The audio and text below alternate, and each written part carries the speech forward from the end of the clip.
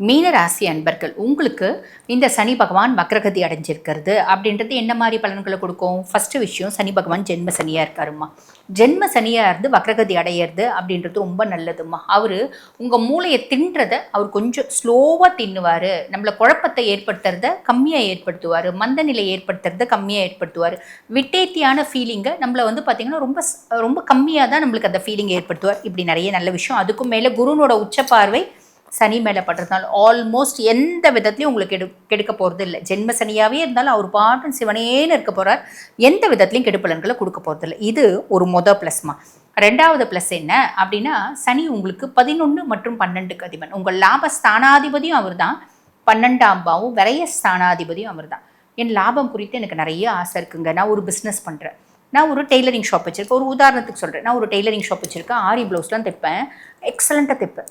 எனக்கு பார்த்திங்கன்னா ஒரு ப்ளவுஸ் 1500 ரூபாய் கொடுத்து கிளைண்ட்ஸ் வாங்குறதே ரொம்ப கஷ்டப்படுறாங்க. என்னை விட பெருசாக பார்த்திங்கன்னா அவங்க எக்ஸலண்ட்டெல்லாம் தைக்க மாட்டாங்க. என்னை விட அவங்களோட வேலைப்பாடுகள், வேலை நுணுக்கங்கள், ஒரு ஃபேஷன் எல்லாம் ரொம்ப கம்மியாக தான் இருக்கும். என்னோட கூடவே படித்த பிள்ளை தான் அவள் செய்கிறது எல்லாமே கம்மியாக தான் இருக்கும். ஆனால் அவள் ஒரு ப்ளவுஸை பார்த்திங்கன்னா 8000 ரூபாய் வரைக்கும் வியாபாரம் பண்ணுறேன்.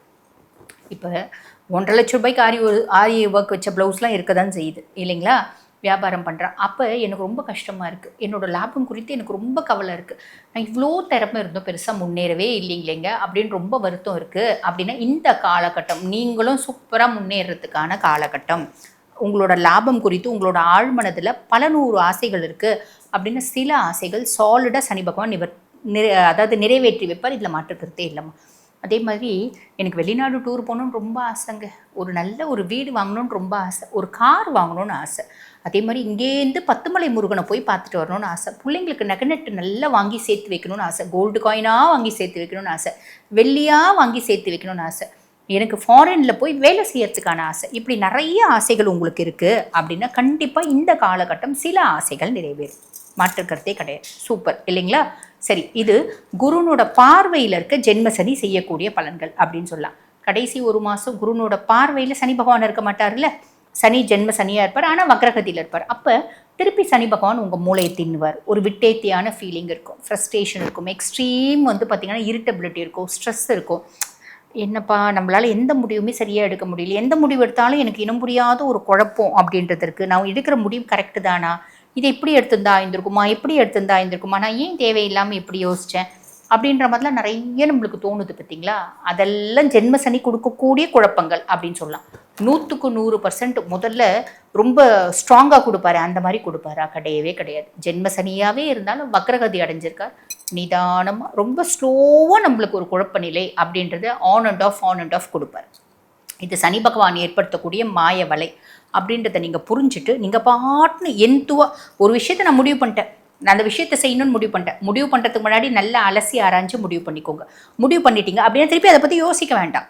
நீங்கள் எப்பயுமே கரெக்டாக தான் முடிவு எடுப்பீங்க, புரியுதுங்களா? திருப்பி அதை பற்றி யோசித்து குழப்பி டென்ஷன் ஆகி ஃப்ரஸ்ட்ரேட் ஆகி அதை நினச்சே பார்த்திங்கன்னா தூங்காமல் இருக்கிறது, அதெல்லாம் மாற்றிக்கினீங்க அப்படின்னா நல்லதுமா. ஆன் தி ஹோல் மீனத்துக்கு அந்த ஒரு மாதம் லைட்டாக அது பார்த்திங்கன்னா பழைய விஷயங்கள் திரும்பி வராமல் இருக்கும். நோ நீட் டு வரி, எல்லாமே நல்லது அப்படின்னு சொல்லலாம். வாழ்த்துக்கள். இந்த பதிவை பார்த்துட்டு இருக்கோங்கம்மா, எங்களோட சுய ஜாதகத்தை நாங்கள் ஒரு முறை அனலைஸ் பண்ணிக்கணுமா, இது வரைக்கும் அனலைஸ் பண்ணவே இல்லை அப்படின்னாலும் நாங்கள் பல முறை அனலைஸ் பண்ணியிருக்கோமா. இப்போ வாழ்க்கையில் பல முக்கியமான விஷயத்த முடிவெடுக்கும் தருணத்தில் இருக்கோம். ஆக இந்த காலகட்டத்தில் நாங்கள் அனலைஸ் பண்ணிக்கலாம்னு ஆசைப்படுறோம் அப்படின்னாலும், எங்கள் குடும்பத்தில் தீராத கடன் பிரச்சனை இருக்குமா, எப்போ தான் அந்த பிரச்சனை ஓயும் தெரிஞ்சுக்கணுன்னாலும் தீராத நோயினாலே எங்கள் வீட்டில் இருக்க ஒரு உறுப்பினர் கஷ்டப்படுறாங்க. உதாரணத்துக்கு கணவரோ இல்லை மனைவியோ இல்லை குழந்தைங்களோ. இந்த குழந்தைங்க இல்லை கணவர் மனைவி நல்ல அந்த நோயில் இருந்து முற்றிலும் விமோச்சனம் அப்படின்றத அடைஞ்சிடுவாங்களா இல்லை அடைய மாட்டாங்களா, அது தெரிஞ்சுக்கணும் அப்படின்னாலும், பிள்ளைங்களால கடுமையான மன உளைச்சலுக்கு நான் ஆளாகிறேன், எப்போ என் புள்ள திருந்தோம் அப்படின்றது தெரிஞ்சுக்கணுன்னாலும், இப்படி பல கேள்விகள் பல பிரச்சனைகள் ஒவ்வொரு குடும்பத்திலையும் இருக்கதானே செய்யுது. ஆக உங்களுக்கு எந்த பிரச்சனைகளாக இருந்தாலும் அதுக்கு தீர்வு என்ன அப்படின்னா உங்களோட சுய ஜாதகம். உங்கள் சுய ஜாதகத்தை அனலைஸ் பண்ணால் நம்மளால் தெளிவாக பதில் சொல்லிட முடியுமா?